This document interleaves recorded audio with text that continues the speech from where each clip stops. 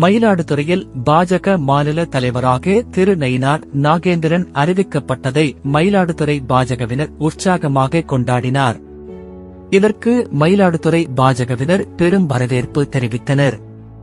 மயிலாடுதுறை பேருந்து நிலையம் அருகில் பாஜக மாவட்ட துணைத் தலைவர் திரு மோடி கண்ணன் தலைமையில் அக்கட்சி நிர்வாகிகள் பட்டாசு வெடித்து பொதுமக்கள், வாகன ஓட்டிகள், பாதசாரிகளுக்கு இனிப்பு வழங்கி கொண்டாடினர்.